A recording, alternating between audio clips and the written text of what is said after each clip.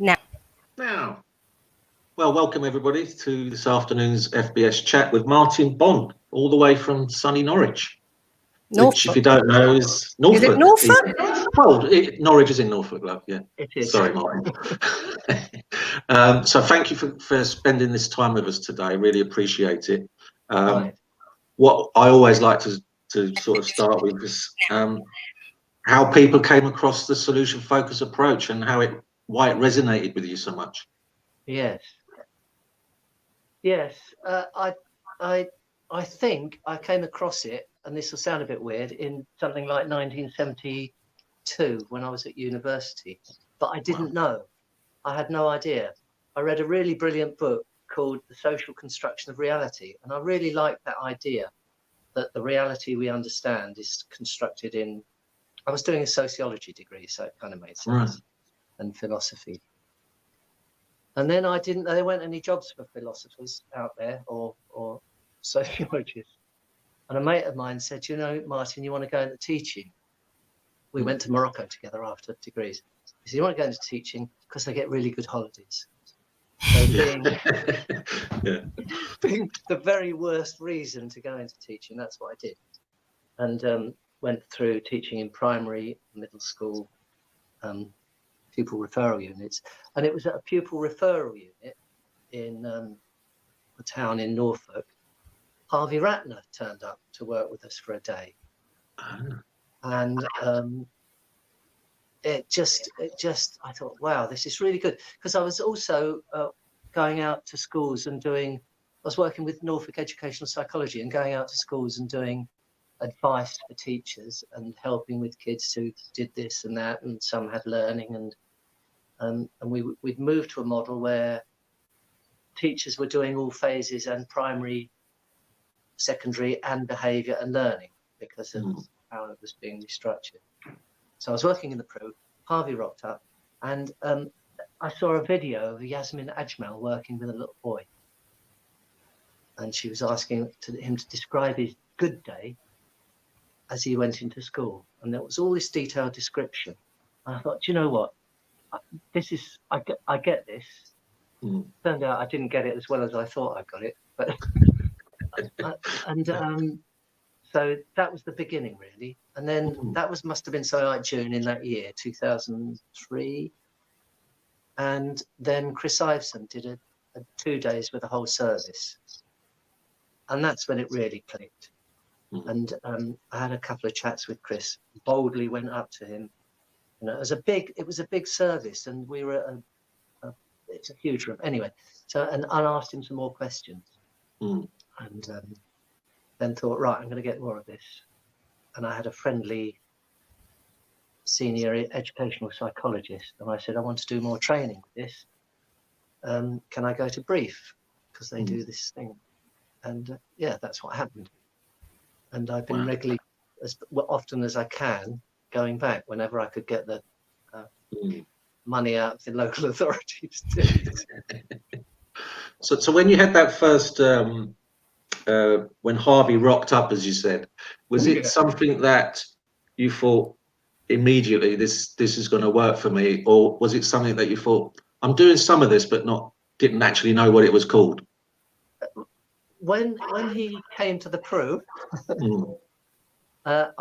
it made a lot of sense because I felt somewhat of a fraud, not a real one. But when you go into schools and you're telling a teacher how to teach a child or manage a child, you're actually talking to experts in the field. And we had this service that did this work. And I'd worked in a special school and in the Pro, so I kind of had a bit of background, as it were, and teachers liked that we had background, but it didn't seem enough. And yet this approach seemed to both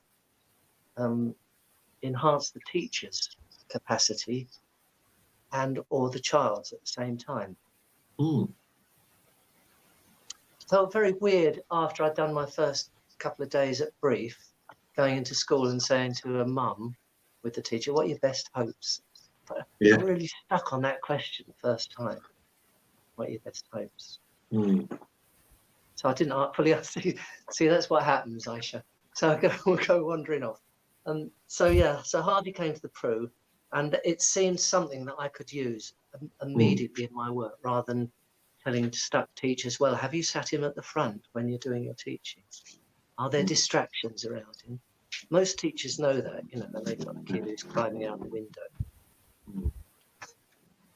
And how did it affect your working with the young people? Oh, good question. I don't know until I started using solution focus with young people as an intervention. So at first, I suppose I was still trying to work it out in my head. So we were still doing and carried on doing for quite a long time. Sometimes they would want a language assessment or a dyslexia assessment, or is he not very clever assessment. And we kind of did those things and gave people bits of paper. Sometimes I did teaching with children who were stuck. But when I began working with children as an intervention, I began to start using it like that. If that answers the question. But it did kind of spill out into meetings as well. If we're meeting with a group of teachers around children. I tell you what, I can remember the first time I kind of thought, oh, crikey, you know, I can do this quite well. And it was probably pretty awful, but we were meeting about a girl in a reception, I think, or something like that. This was quite a long time ago. And so I was asked to come in and talk about learning with this child. And I hadn't met them, but the mum was there, teacher, head teacher, SEN officer, stuff like that. So a big group. And I just thought, right, I'm going to do this. What are your best hopes from our meeting? And I went around the table taking people in turn. I don't know if someone had showed me that. Or one of the Ed Sykes had said, why don't you do it like that? And everybody then said what they were hoping this child would be doing. And as we went round, it emerged that she was already progressing with many of those things. And so we kind of closed it with an agreement about what she'd be doing in class and da-da-da. And at the end, the head came up and said, how did you do that? That was fantastic. And I didn't realise it was fantastic until the head told me. But really, it's just like asking everybody's opinion in a careful way. But how will we know? What are the outcomes here? Yeah. So previously to that, you'd had many other meetings with parents and professionals. Yeah. Well, not many. So I moved up here in '98, and so that must have been 2004. So we'd had these meetings about children, and generally you just gave feedback about assessments that you've done, or an opinion. But I think that I don't know why that one resonates, Joe. It just sort of kind of a memory that I have that someone said, "Oh, blimey, how did you do that?" Yeah, and it must have felt. How did that happen? Must have felt different for you. Crikey, Joe, you asked some questions. Did it feel different? It encouraged me to keep my commitment to solution focus, because it wasn't a solution focused service I was working in. It was a good service, and there were some EPs that I was really lucky to work with, really lucky. But the service was comprised of teams of an EP and a teacher, and we worked quite closely in schools. And I was lucky enough to work with 3 especially, who worked very closely with me. Didn't try and take a higher ground. I'm not explaining that very well, but it was very cooperative work, and I really appreciated that. And I think they all understood solution focus, had that maybe in their training. So but the service in itself wasn't solution focused. After that, there were another couple of other people in the service who I linked up with and said, you know what, I really want to do more of this. And one of them, a chap called Jeff, who's lovely, said, so what are your best hopes, Martin? And I said, well, I want to be doing more of this. So we had a conversation like that. And that took me to pushing to go to brief more. And later in that service, that momentum, I eventually got a senior teacher role. So I had a team, and I tried to do all our staff meetings and their meetings with me in a solution-focused way. And each area, there were 5 areas, and I had a teacher, as it were, who some of their time was devoted to solution focus. So we had a cross-county group, which we tried to develop, but it didn't really get off the ground because there was so much change going on in the service. So yeah, what they used to call our solution focused meetings with the teacher team moaning with Martin. I like that. So you'd come in and moan, and I say, so what are your best tips when I was talking together? Well, so they had a good old rant. Yeah. Did it make a difference for them, the way that these meetings were conducted in that different fashion, that different way of I hope so. They didn't ask me to stop. Okay. So what was your next? Yeah, sorry. We also in the teacher team meetings for 1 year, the last sort of year I was doing that, and then I had 2 years at County Hall, which is another story. We used to do the reflecting team once a month, the solution focused reflecting team notion. And they quite like that, I think, because it's managed around the room and people can and it was nice to see, actually, because they were I suppose less bitten by the bug than me, that they would actually say, and when was the last time you were able to do such and such? Ask questions like that around the table. Yeah. So that was encouraging. So what was your next step for you on your journey, Martin? I've sort of leapt around a bit, haven't I, to be honest? I think once I started practicing and doing it, it was actually learning from the kids and the teachers, working with them, going to conferences. I think the first conference was 2005, something like that. So I rocked up at a conference with at Kiel, and Chris Iveson was there. Blimey, it's Chris Iveson. Crikey. See if I could say something to Chris. And probably again, I said something about Karl Popper, which I remembered from studying at university. And he went, Karl Popper. Something like that. Yeah. But he's very generous, actually. He went on and we had a brief talk then about therapy and practice. And it was really interesting that Chris said there's not a difference. But there was a strong lobby, and I think there still is, and quite rightly so, in terms of job distinction, that therapists do therapy, and it's a context, which I now understand better, and a legitimacy, I suppose, certainly in the States, you have to have a legitimacy around that work. But Chris was very clear that what you do is what you do.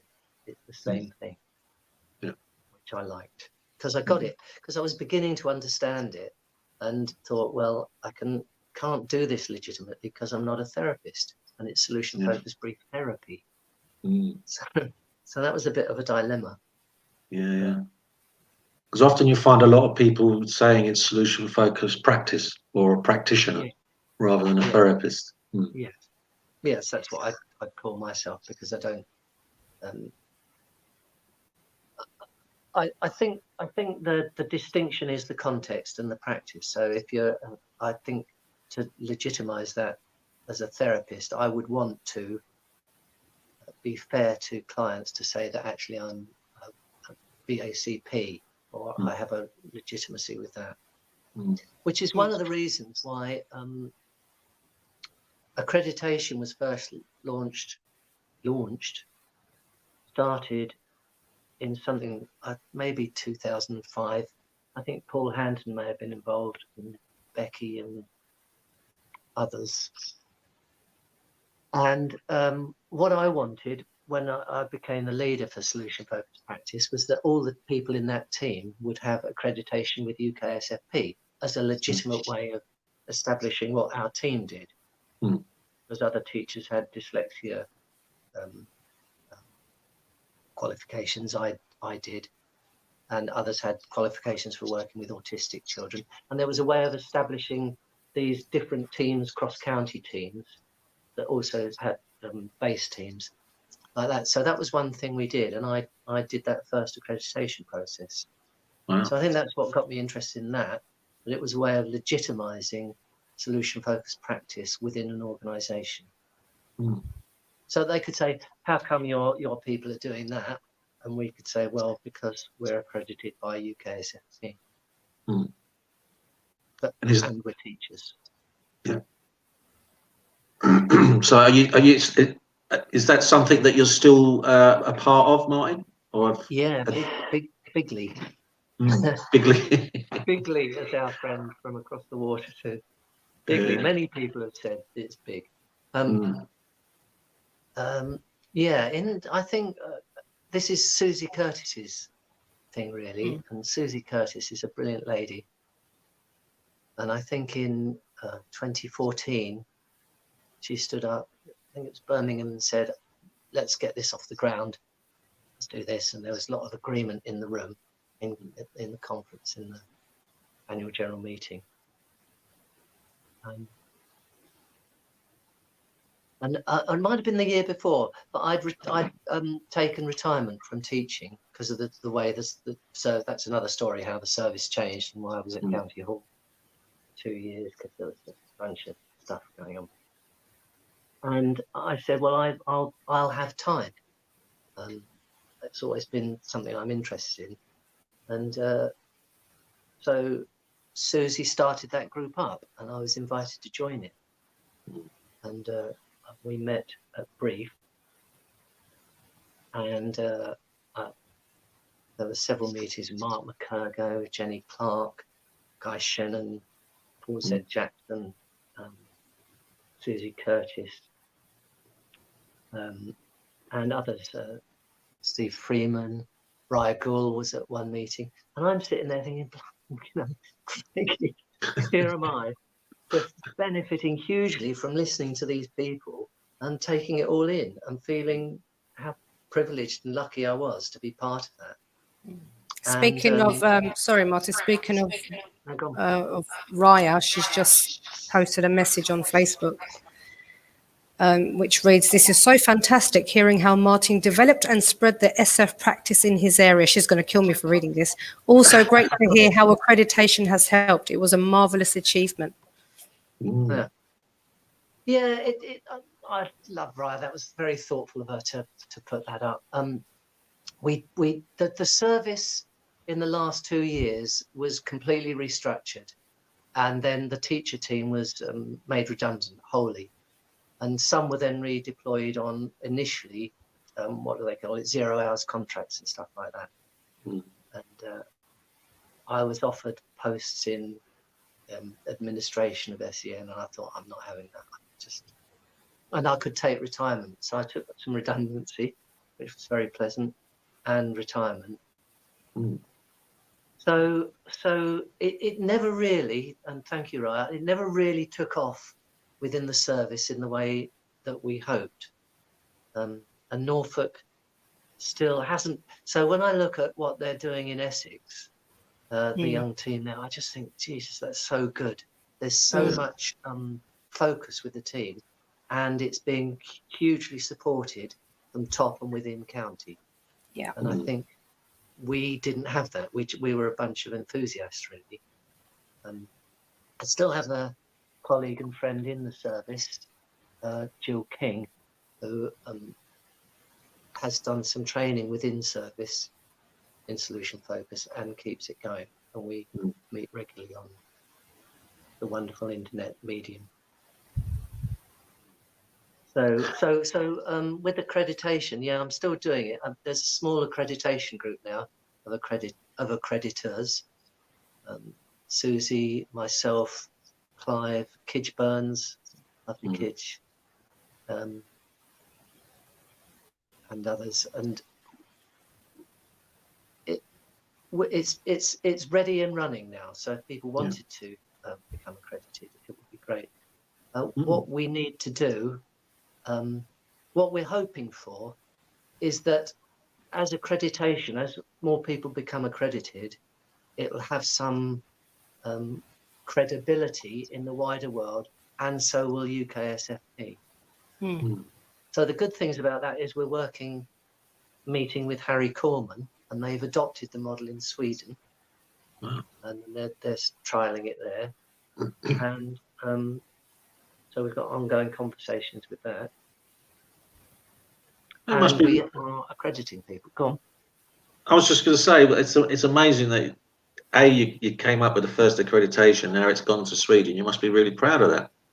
I don't own it. Susie really came up with reigniting it. The association were doing accrediting, and I became accredited with the first model, and I wanted my team to do that as part of legitimising what we did in county.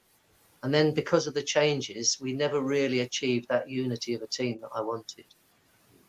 And then Susie said, "Why don't we do this?" And I said, I'd be happy to join in. So really, in the early days, I was just listening to people like Guy and Raya herself in the meeting at Brief and saying what they thought. And I thought, I think that. Very early on, we decided if someone's doing solution focus, you can see it. We thought, okay, that's a piece of cake. So what we'll do is people will send in video and we'll say, yeah or no. Turned out it was a lot more complex than that.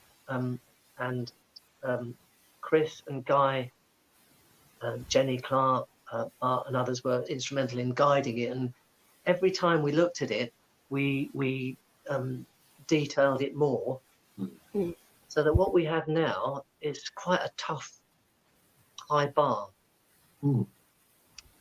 And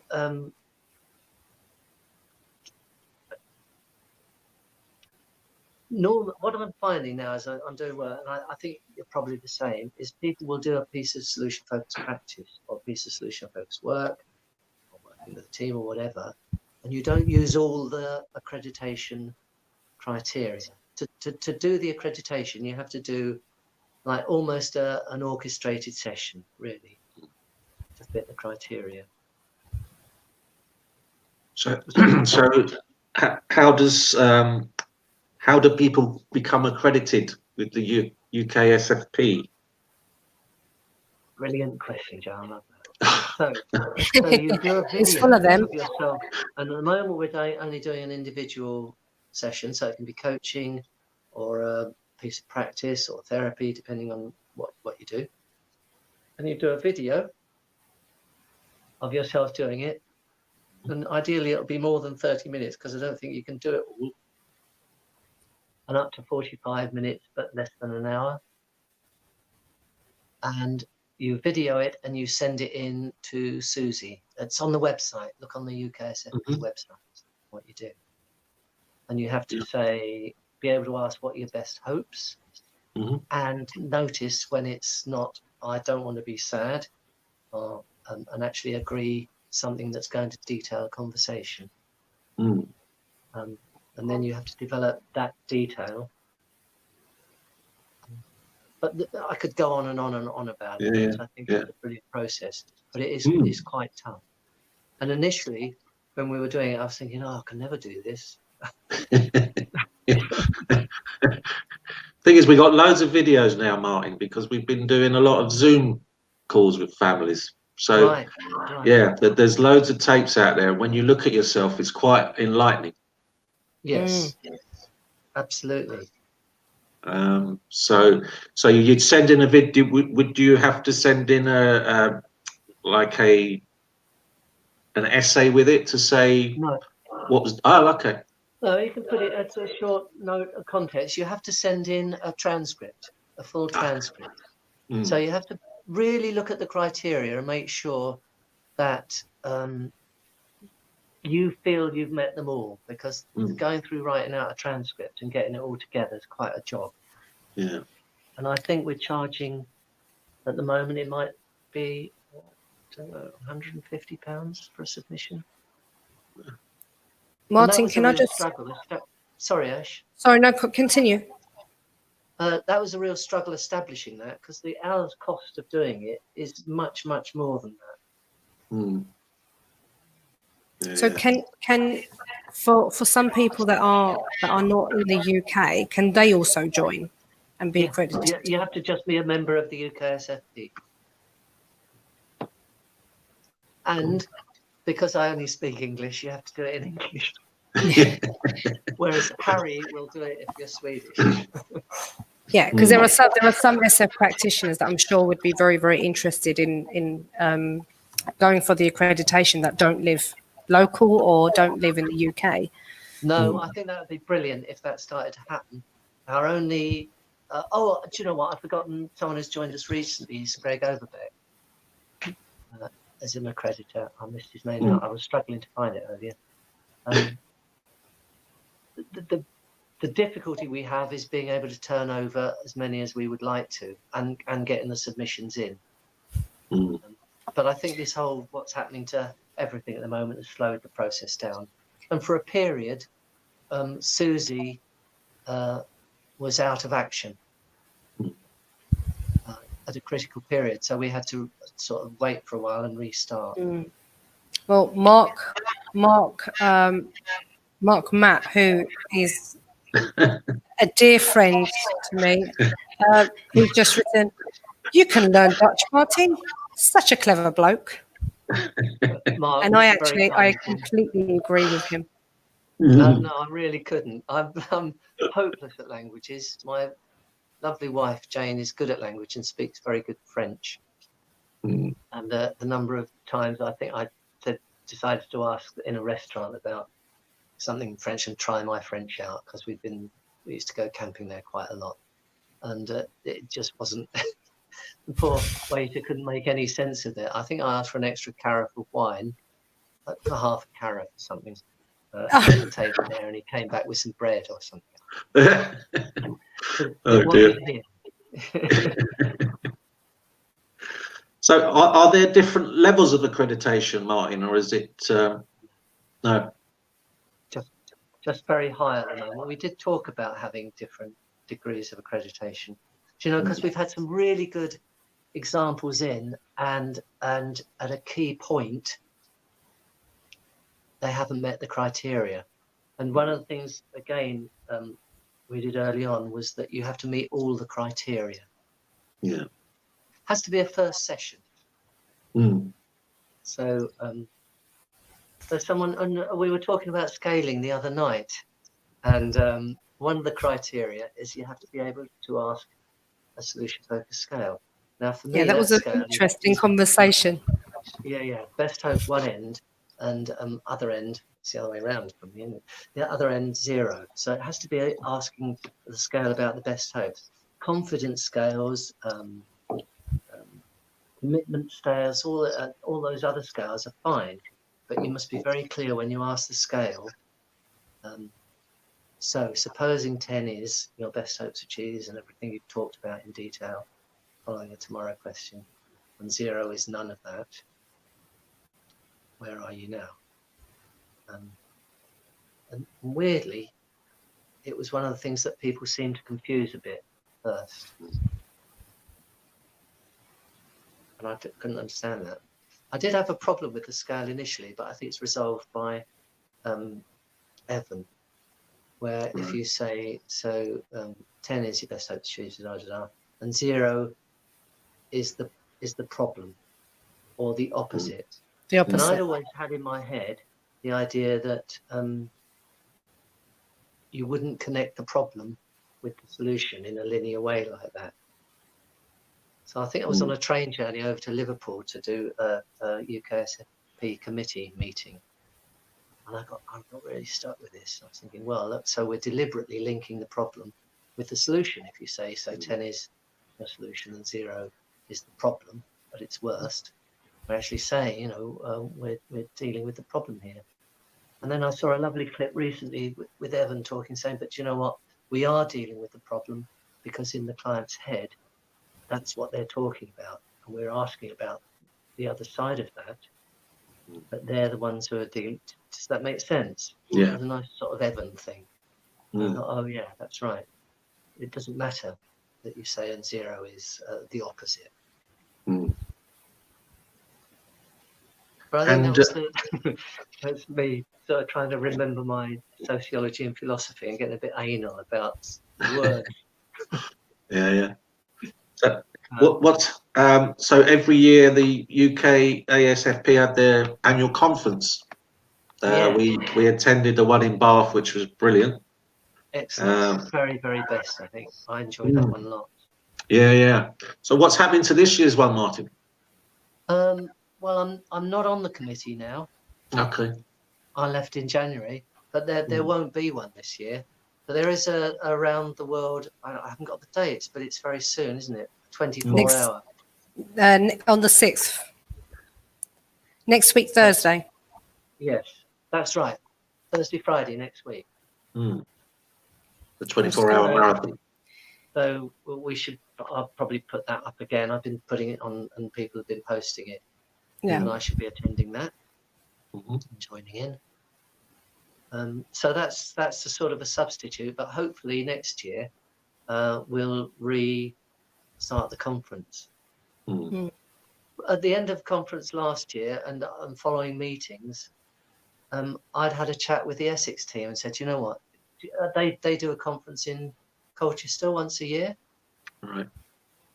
Which is really good and really worth going to. Did you know that they did that? Have you ever? No.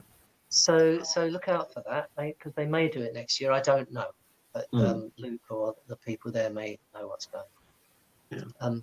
And the first year I went, a couple of years ago, 3 years ago, they had a family come into the conference room and talk about their experience with the workers, the social workers and the solution focused practitioner, about what an impact and how different it had made to their life. Just fantastic to hear these people talking about how the practice has impacted them. Anyway, so I was talking to them at the end of last year, and we had because I was on the committee, a brief chat about them doing conference next year.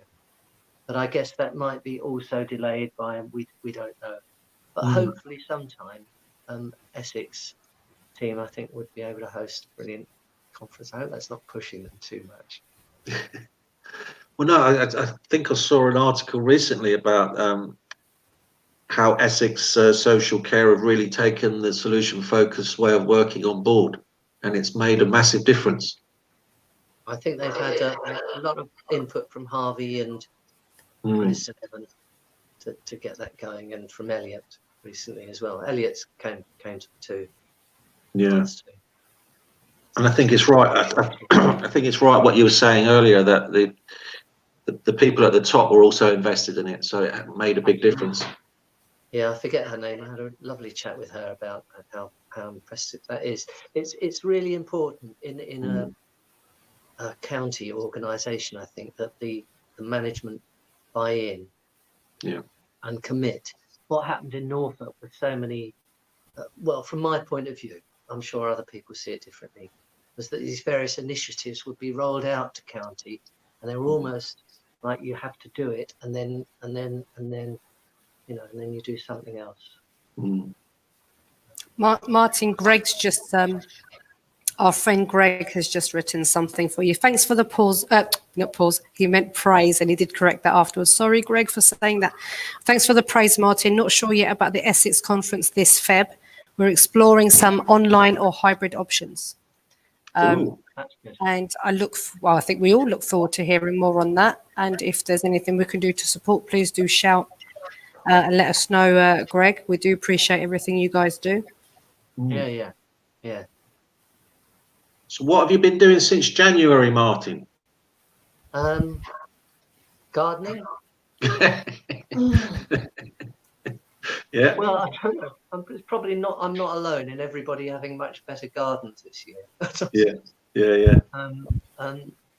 But when this started coming, I was working in schools. So I've been doing work in schools and for a couple of independent psychologists.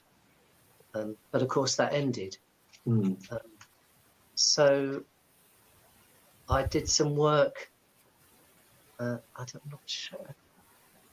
Susie started a voluntary organisation called Let's Keep Talking. Okay. And so I signed up to do work with that. I had a call this morning that I've got to follow up on. And it's just a lovely Susie idea, and we're sort of actively doing work in the community, which is taking solution focus out there. And a while ago they did a brilliant thing where they did solution focused practice in cafes. Oh wow. So anyway, when Susie started this up and I found out about it, I emailed and said, look, I'd be happy to be part of that. So I've been doing that. I'm doing calls on the phone. What was Kaya Lass and is now Golidi, Jim Bird Waddington's organisation, housing. Yeah. Doing absolutely brilliant work. And someone I hugely admire, Jim Bird. I contacted him and said, look, I've got some time. I'd be happy to do some work. And I was really lucky that they took it up and was doing sort of supervision with groups and individuals within their organisation, because Jim's committed his organisation to solution focused practice. So we were using this medium, Zoom, to meet with groups. Just again, so impressed with people who do this work or do work with people on the edge of society, people in need, people who are alcoholic, drug takers, homeless. And there's these genuinely lovely people on the end of this device. And I'm saying, so what are your best hopes from our talking in this meeting together? And I'm thinking, Jesus, you people do such good work. So that was a real privilege to do that. And I'd love to do more of that. So we'll see how things change, as it were. Where do you see the future for solution focus, Martin? It's a big question. Right? Well, when I first came across it, it was clear and made clear that people were using it in management and in schools. But you know what? I was thinking about that, and when I first started doing this, I could not find a book apart from briefs. There were a couple of books from Brief. I think one was edited with Yasmin Ajmal and someone, and the Brief solution focus book. So I got those, and I tried to get Steve DeShaze's books, and I had to go to Cambridge Library. I didn't physically go, but my local library went there, and it took about 3 months to come back with a copy of Words Were Originally Magic. None of the others. So it was kind of finding people who did this. It didn't happen, and now there's so much more activity and so much more energy in solution focus. And I'm just being again a privilege to be part of Elliot's group around the world. He's done so much to, I think popularize is the wrong word, to introduce solution focus to people and give it kind of energy and integrity. And I think Brief have done. I mean, I'm completely Brief in their model. I'm just beginning to understand how they're. I hope I do them justice. But it's just again a privilege to have been lucky enough to come across that first teaching and then connect with them and do. Yeah. So that wasn't an answer anything like to your question, was it?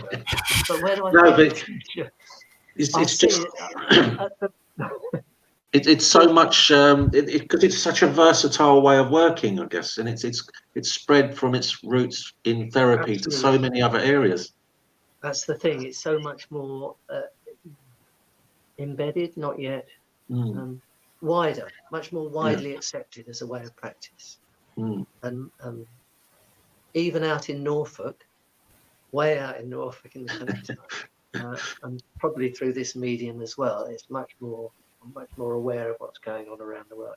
And I just recently had a privilege, again, I've got to stop using that word, talking on, I think it might have been the conference Paul Z had organised, and suddenly I'm in a room with a guy from Russia, a Russian girl, an Israeli girl, and a German girl who was in somewhere else, and we're talking about solution focus. And these are young people doing it. Yeah. I'm thinking, this is great.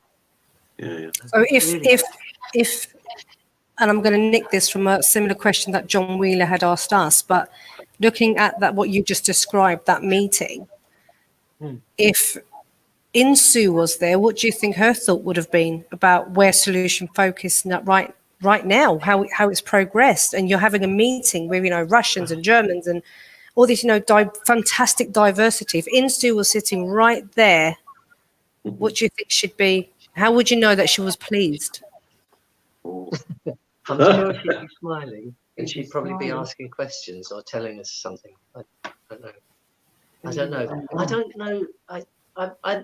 I think for them, because they travelled the world and sowed this seed so widely, I guess they always had a real commitment to it and had no sense about its development or whatever. I mean, they would have met with Luke Eisebert, who I never met, and I don't know much about their practice, with Harry, with the brief people. So I guess they'd be really pleased. Do you think she'd say, wow? I hope they'd be pleased with the way it's developed and grown. Certainly my take on how Brief have taken it forward.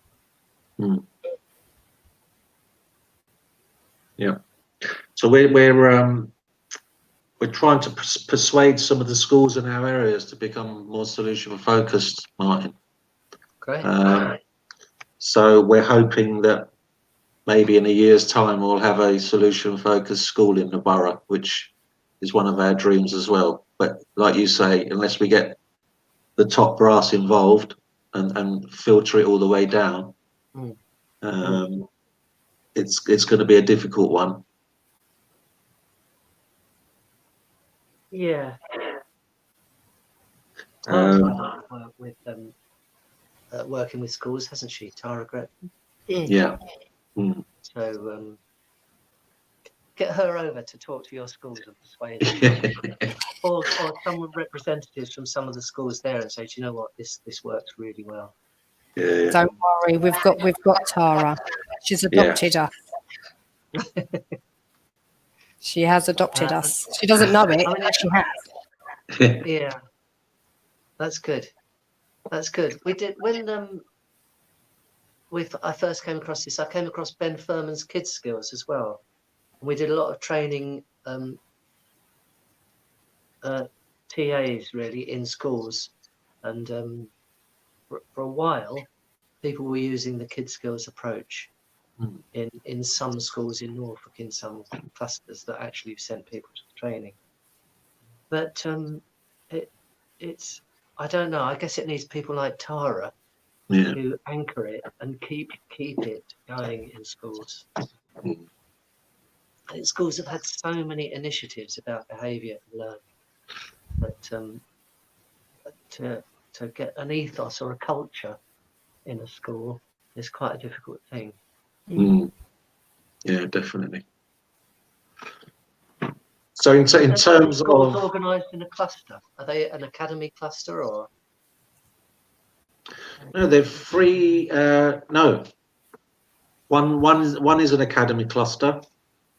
The other, no, two are an academy cluster, and one is a state school.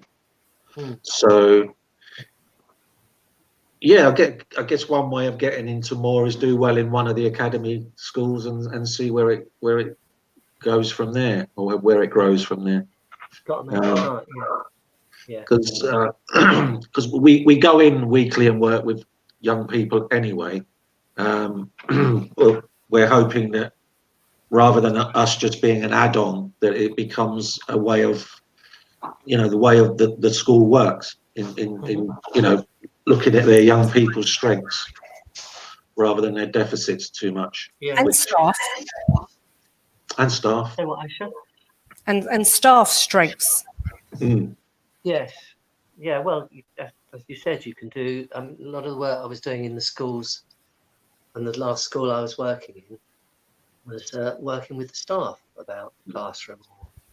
You have a consultation with the staff, tell me a little bit about the child, what do you know, when is he behaving, Mm. when is he learning, what, Do you know the WOW thing, WOWW?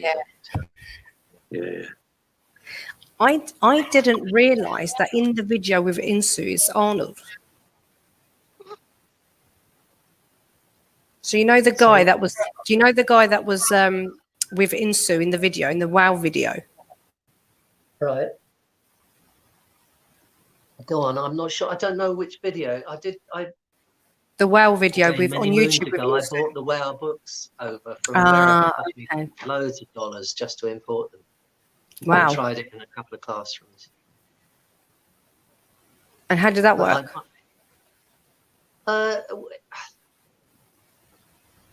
Okay, but it was one of those isolated little ponds, and not a wider network. Yeah. So I just want to quickly say that Martin and I usually see each other at some sort of Zoom events, solution focused event, don't we, Martin? Well, I actually look out. There's a few people that I actually look out for. You being one of them, and Mark being another, which is quite funny. But it's so lovely to kind of see your face there, and you are a true inspiration. And when you do offer, your ideas and your views on certain topics is amazing. If you actually look back at recordings, we are all sitting there just listening to you like this, mesmerized by what you're saying. Do you know, I don't even know if I'll watch this. I hate listening to myself. And I sometimes think after I've had a thing on Elliot's or some other thing, what was that? What were you talking about? I just love the ideas behind Solution Focus, the whole philosophy. It just really did resonate with me, and I just love practicing it as well. Even when it gets tricky. Yeah. And I say, I don't know. Yeah. I did what I thought was a great piece of work with a kid, climbing out the window person. Climbed out the window and ran over the school field and stood by the hedge. And they couldn't get him in, he'd refused to come in. When I met him, first time, and he wouldn't talk. So we did if I ask you something, you can do it, and he began to interact. And after we went back for a meeting, and bless him, he was staying in the class. He was staying in all the class all the time. And the head, went to meet the head first because the mum was coming in. And he said, well, that didn't work then, did it? What do you mean? He said, well, he's in the class, he's disruptive all the time now. so they wanted him back in the class, and now because he was in the class, he was being disruptive all the time rather than disrupting and negative. They wanted him to climb out the window again. Well, I think they did. So I don't know. Oh, brilliant! Yeah. Honestly, I really want to thank you for joining us today, Martin. You are honestly such a fantastic person, and I really do value the knowledge that you bring to the table each time I meet you. It's incredible, and I don't think you realise how much you are supporting those of us who haven't been practicing as long as you have? I think I admire you. I don't know enough of Joe. That I'm probably in the same way. Don't need to Do you know try what? him. Some people, I should get this very quickly. It's taken me a long time because I spend so much time ruminating about odd words like opposite. Is that right? If you're talking about something else, I'm just getting that. And maybe some people are sort of almost instant practitioners.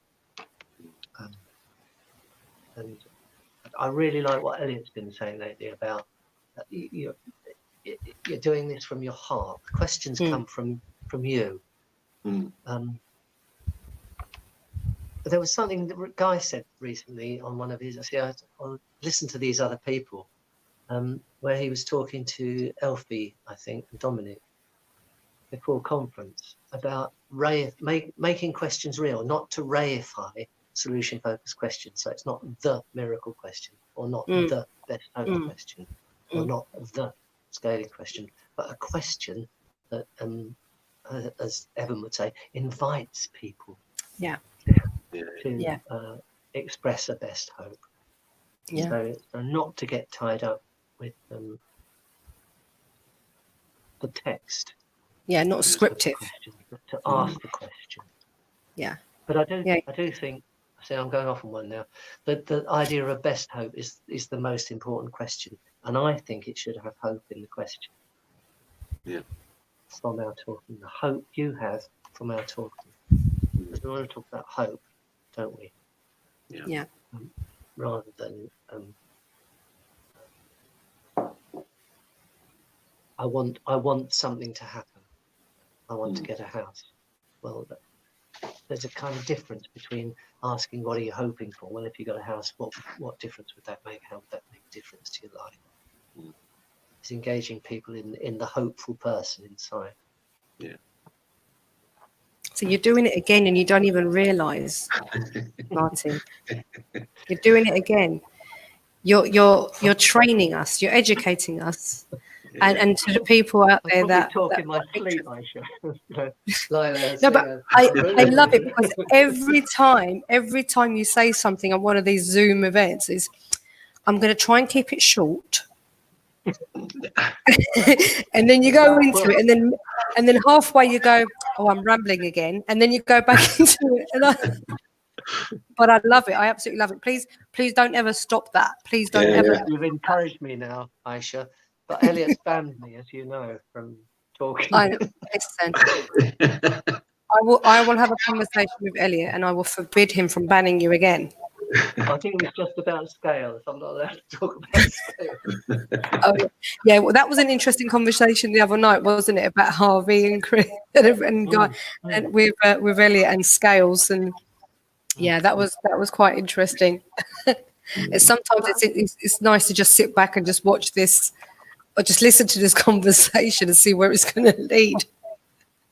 I'd say, well, I'm with Harvey on this. I think scaling is a really important question, and I do think in some ways it sits outside. I really get it in the neck from Chris or someone when they next see me. It almost sits outside the conversation by asking someone to look at what you've talked about. It's almost an invitation just to have a review. Where are we now? What have we been talking about? And also it invites people to say, how come? What successes have you had? If you've been banging on about them, tomorrow all the time. It's a lovely opportunity for them to check in and also review what they're already doing that's working well. And it's a direction, and I find scales work really well with young people because it's just numbers. And they come up to you afterwards and say, I'm 8 now. They love it. Don't worry, miss, I'm at an 8, don't worry. And then it's the follow-up question that you ask, well, how come you're at an 8 and not 7? What are you doing? Well done to you. And then it's like, oh, I regret giving you a number now. I think it's also really useful if you're a bit stuck. You don't know what to do next. A bit more useful than what else, because what else is just what else? Right, I'm going to ask you another question now. Imagine a scale from 0 to 10, and then you're back in the conversation in a good way. And it's very, Sorry, go on, Joe. I'm just saying it's a really versatile tool as well. It's not just about measuring the best hope, like you said earlier, how confident, how willing. Safe. Yeah. Where would others put you on? I'm not sure. So if you were sure, how would you know? I'd be much more confident. Bang. And then you can ask. Yeah, I've been using the scales with a lot. Well, I do use the scaling questions, but also on a scale of 1 to 10, because we use 1 to 10 here. How useful is this session to you? Mm-hmm. And kind of scaling when we're at halfway through to see if there's anything else, if I'm missing anything, and what would be a useful question you'd like me to ask? You can ask that at the end of it. I've asked that at the end of the session and do sometimes. How useful this is? 10 is it's been really good for you. 0, it's been a complete waste of time. Nobody's ever said 0. I think they're probably too polite, aren't they? Even though Bless them. 0. Do you know what? That was a waste of bloody time. 0. I think the other lovely thing with the scales is when you ask them where you think someone else would place them on the scale, and what is it you're doing that they're not seeing. That's a really interesting way of using it as well, especially with young people, because they'll often say that the teacher would scale them lower than they would scale themselves. So what is the teacher not seeing you do that you're that much higher up the scale? It's a really interesting conversation around scales. Yeah, no, that's good. I like that. Okay. Is there anything we should have asked you, Martin? Yes. I don't know. I think we've covered it all. I'm not sure. We've wandered around in the solution focused practice. It's always good to do that.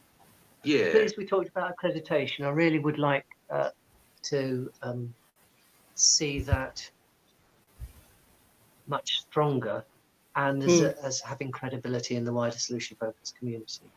I do want lots of people to have a go. We have to make it accessible, but there's a cost thing, and we've made this high bar. So I think part of that we have to keep looking at it and making it very clear what we're asking for. Yeah, that's something me and I shall have to do. Get a UK SFP accreditation. I'd love for you to have a go. Yeah. Oh, Martin, just give me the certificate. Just hand it over. Come on. I'd love to do that. Okay. Don't tell anyone. I'm just before we go, Mark has asked a question. Gil Green has said thank you very much for a fantastic, he's really enjoyed the conversation. Thank you, Gil. But Mark has asked, what are your best hopes for Norwich, Martin, if I may ask? Of course you may ask, yeah. I think Norwich play really attractive football, and the real pity is that football is an art. A good football team is like an art form. It's like solution focused, like that. It's all happening in a sense of oneness.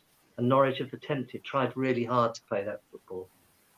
And we've fallen down for several reasons. So my best hope is that they carry on playing that football. Hopefully we go back into the Premiership. But I, as a football fan, what most surprised me when I said, right, well, I'm not playing on Saturday, so I'm going to watch football, is how Norwich developed this style with Daniel Farr of playing really attractive football and seeing them trying things out. Young players trying something out and then it not working, but having another go because they've been allowed to develop free-flowing football. Wasn't great for us in the end, but hopefully we'll go. But the best hope would be that they carry on playing past the passing game. And come up next season, hopefully. The football conversation's a very long one, Joe. That's another hour. Mark, I think you started something here, which which might go on for a long time. But we've actually come to the end. It's gone by really, really quick. But Mark did like your reply, by the way. I will just put it up on screen for you. Like that reply. Honestly, thank you so much. We can't thank you enough for joining us and for sharing your wisdom with the world and everything you've been doing and what you've been up to. And I always look forward to seeing you. And I hope that Joe will also have the experience of seeing you in one of the meetings that we join. Because it's always a pleasure to see you and others there. So if I could just ask for you to just stay there, Martin, and don't press anything while we say goodbye. Sorry, go on, Martin. Well, where do you guys work? In London? Mm-hmm. Yeah. Yep. Well, hopefully sometime we'll meet in person and have a solution. Yes. Yeah. We can go out for a lovely dinner, Martin. Love to be able to work with all the people, Greg and the Essex team, Kailas, Galaidi, it is a privilege, and I feel genuinely flattered that you asked me to be on this call. Thank you. I'm very happy. Yeah, and I think that's the one thing that's come out of COVID is the newfound solution-focused friendships. Yeah. And a new family. And especially, was it last night? It was last night, weren't we? We were Monday night. That was it. Monday night. Sorry, it was just having this family in front of you and having these lovely conversations. So,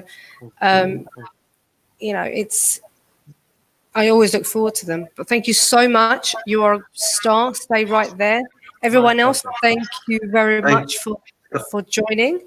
Thank you very much, Martin, for spending your time with us today. I really appreciate it. Thank you. Yeah, absolutely. And sorry, Lorraine, do you want to just show yourself to everyone? People think I'm mad. No, there is someone here. Yeah, okay, Joe. That's fine. Yeah. All right. Thanks. All they keep saying we need to do is shut up. Here she goes. I heard the voice then. Yeah. Good television, Joe. Keep it up. And next week we have. Do you remember Rachel Gillibrand, Martin, from where she came to Bath? That's where Joe and I met her. She's very, very interesting. She's absolutely brilliant as well. So next week, Thursday, she's joining us for an FBS chat. So I will definitely share the link with you, Martin. I think you'll find it very interesting. So everyone else, I'll see you next Wednesday. And I think I'm getting carried away with this whole hosting thing because I actually sound like I should be on. Well, I think I should be on like ITV or something. But I think you should be on the UKSFP committee. Martin, not with all that greatness there and wonderful people there. No, young people with energy need to get on that committee. Oh, I've got energy. I don't know if I'm young. I've got energy for now. So everyone, I'll see you next week. Martin, don't go anywhere because we want to thank you again. So see you next week.